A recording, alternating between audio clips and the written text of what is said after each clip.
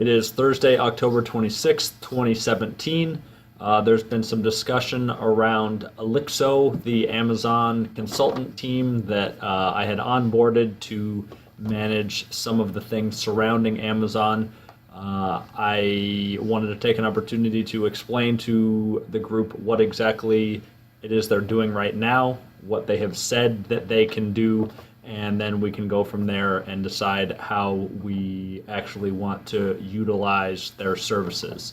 So I'll share a Google Drive link to the weekly reporting document where Olixo, their team, uploads their progress, what they've done for the week, and campaign reports, effectiveness of the stuff that they've been doing, and so on. So right now I've approved them for 10 hours a week at $30 an hour. Every week they report what they've done in this sheet right here. So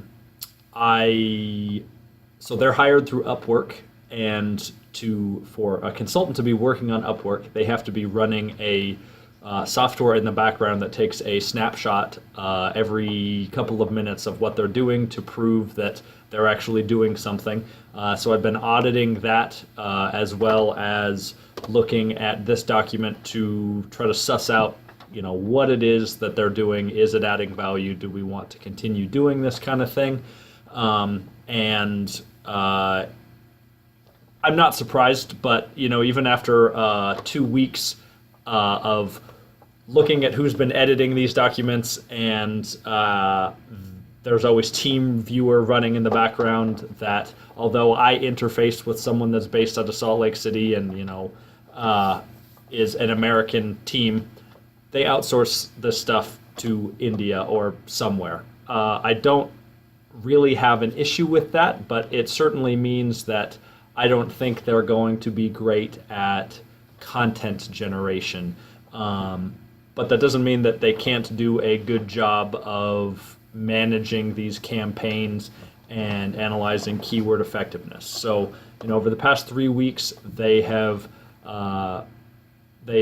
reviewed our overall sales on Amazon, the campaigns that I had previously been running and not monitored really as closely as I should, and laid a baseline for what they're going to be reporting on every week. And it seems like every week they're going to spend 5 hours managing the campaign, so tweaking the bids on the keywords, maybe adding new keywords, and as well as seeing where particular keywords rank us in those searches. So that is not something that I had done before, and I'm kind of kicking myself for not doing it. So the first tab is the weekly task report. The second tab is the keyword research report. So they have taken the keywords that I had compiled, as well as some that they have added. They've got some tool where they type in a keyword and it spits out how many times approximately that is searched in a month. So this gives us a sense of our total searches that are available to capture on a per ASIN and a per keyword basis. So this is pretty cool, pretty useful. The next tab is the ranking report. So this is where they spend a lot of time manually searching for these keywords. So on a per ASIN basis, they've got the list of keywords that we use to bid on. They search these keywords and see where our listing comes up in the organic results.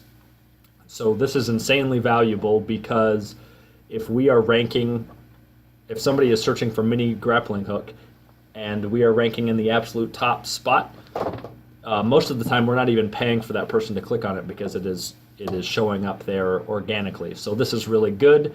Ideally, we would like to see We'd like to be on page one, spot one for all of these, and then we would have to do very little pay-per-click. Obviously, that's not going to happen. As you can see, a lot of these are on page 5 or page 6 or not ranked at all. Hopefully, they can raise those spots and pages to make sure that we are tracking organically instead of having to pay for all of these clicks to these listing pages. The next tab is the weekly sales report. So basically they just spit out from Amazon how much was spent on a per campaign basis. So a campaign represents a group of like products. So we have the glow fob product line. We don't have a campaign for each individual type of glow fob. All of the glow fobs are bundled under one family campaign name and utilize the same keywords. So the glow fob campaign, we spent $41 and generated $157 in sales. And the ACOS is the advertised cost of sales. And so they will, looks like they'll spit this out every week so we can analyze their effectiveness, keep track of the spend, and keep track of the return that they're spending. The next tab is, so this weekly sales report tab is only for Amazon ads and sales directly attributable to Amazon ads. The next tab, weekly total sales, just sums up all of our sales and will allow us to trend, total sales volume for the week and number of sessions on our pages. These are all these numbers are available in the Amazon reporting sections. I know Tom looks at them. Looks at them from the Amazon pages. I'm actually happy to see them in kind of a more digestible format, and they're spoon-fed to me, and I admit that I enjoy this. One of the things that I don't really like about Olixo is, I onboarded them, gave them the permissions that they needed to get started, and they have, I don't blame them, but they've got a cookie cutter process for what they do. They start these campaigns and then they go through and they see what lightning deals are available. And for those who don't know, a lightning deal is anywhere from a 12-hour to a 1-week sale on a product that there is a minimum discount required. So, if your product usually retails for $20, you can't. So here we go. Here is an item that retails for $21.96. If you wanted to do a lightning deal for it, the most you can sell it for is $16.76. So there is a minimum discount required to even run a lightning deal. And they also limit how many items you can sell through that lightning deal. Sometime this year, they started charging for lightning deals. So in order to offer your product at a discount but get a lot of visibility, you have to pay anywhere from $300 to $500 per campaign. So, you can do the numbers to see, even if you sold your maximum deal, your maximum quantity allowed, you could figure out, is it even worth it? Our one-off experiment was abysmal sometime earlier this year, which has really put us off from this. And when I met with them, I told them as such. I said, hey, you put a bunch of time into even just formatting this page. We don't really want to do this. I kind of wish that you would have talked to us first, but this was their proposal. I don't intend to run with any of these unless Olixo or Nuance Media can make a very convincing argument as to why we would even want to do something like that.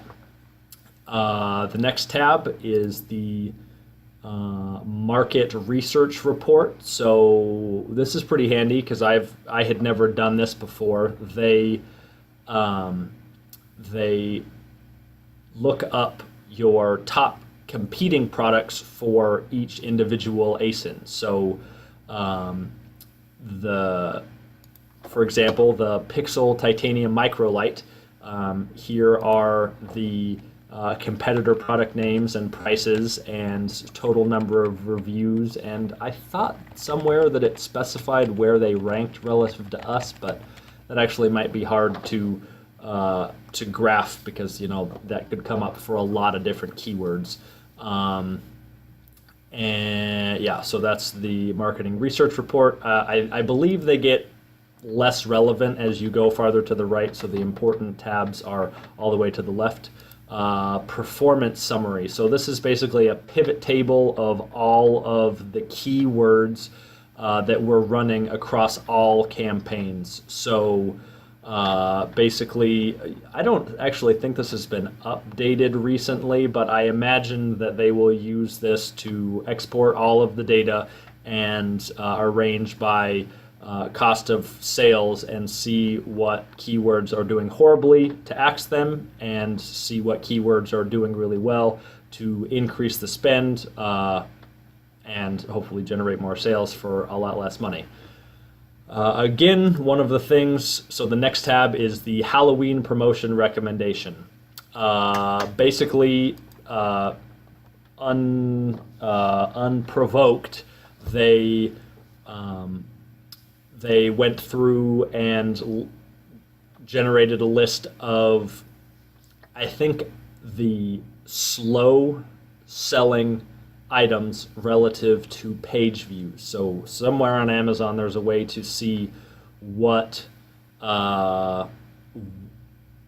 can rank, basically how effective a listing is based on how many people go to the site or go to the listing versus how many people buy it. And Amazon as a whole just wants you to make sales because they get a permission of a percentage of whatever. They don't care if you're making your target margin. So they say, hey, you should just sell your stuff at 30% off. Well, again, this is basically Amazon's recommendations formatted in a nicer way, which says, hey, we want you to sell, we want you to sell your stuff at a discount, even if you lose a bunch of money. When I had my call with Olixo earlier this week, I said, hey, we have target margins, we have map pricing, all of these reasons, we've got resellers, all of these reasons, and we want to protect our brand and our price point. At this time, we have no compelling reason to actually sell anything at a discount unless you can prove otherwise. So, please don't put this together again. So that is the Halloween promotion recommendation. And then the last page is campaign strategy report. They haven't updated this in a couple of weeks, but basically this represents the search terms in white are the search terms that Tech Accessories had created before we onboarded Olixo, and then the search terms highlighted in tan is what they had been adding. So, I was and still am an amateur in the pay-per-click scene, and I did all of these search terms as broad match. So they're coming in and I think they're bidding much higher for phrase and exact match terms because the volume is lower, but these people that are searching for tritium isotope fob, they have intent to purchase, and it's a long tail keyword that we're willing to pay a lot of money for because they want to buy their stuff. So I have a scheduled weekly meeting with our Olixo representative. I'm happy to schedule that to include Devin or whoever else from Nuance Media that wants to be represented. I guess it's unclear to me who is going to manage that relationship. I mean, if Nuance Media sees a bunch of value in managing that relationship, I guess I don't, even have to be there. I'd like to be on a fly on the wall, like to be a fly in the wall in that meeting, but it's not absolutely required. Some other things that I want to say about Olixo, they offer and suggest other services that I'm not really excited about. So one of them, the Amazon landscape for generating reviews changes drastically and quickly. So sometime from T0 until 6 months ago, it was accepted and encouraged for sellers to give their product at a discount in exchange for a review of the product. So that system very, very quickly was gamed to a point that the reviews on Amazon basically meant nothing. And it was all who was willing to give away the most product to pad their reviews with glowing recommendations from people that just want free stuff. So Amazon did a 180 and said, hey, that's not allowed anymore. Not only is that not allowed, but it is explicitly banned to give a discount on a product in exchange for a review. They retroactively went through and deleted a bunch of those reviews. There are still websites that operate giving away heavy discount codes on products, but now they're not even allowed to encourage the customers that get those discount codes to leave a review. The implication is if you want to keep a user account on that site, you are going through and reviewing these products you get for free, but they can't police that. If Amazon finds out they are policing that, that is, against their terms of service, and they'll certainly delete those reviews, and they, may punish the sellers themselves for participating in such a thing. So with that preface, Olixo said, hey, we want to give away 10 of each product every day on this service to get more reviews. And I said, Tech Accessories has absolutely no interest in doing that. Not only does it cost a lot, but I think it exposes us to risk in the long run. So, their strategy might be effective for small companies that are looking to jumpstart their business and don't have a whole lot of risk. If a small seller that just started a product, started selling a product, gets axed from Amazon, hey, move along. But if we get axed from Amazon, that is an absolute disaster. So we don't have an interest in skirting that line or giving away a ton of free product. They also said that they would be coming back to us with terms that we should be integrating into our listings and our descriptions. It seems like Nuance Media may already be on top of that. I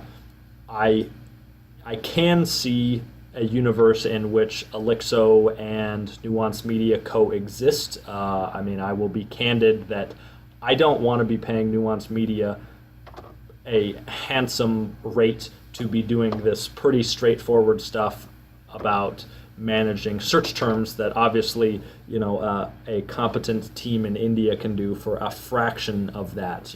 I think Nuance Media's value is in the content creation and really getting in the mind of the consumer, which would be editing the listings themselves, and the descriptions and all of the other things that go with Amazon. If somebody has strong feelings about it, I'm happy to discuss.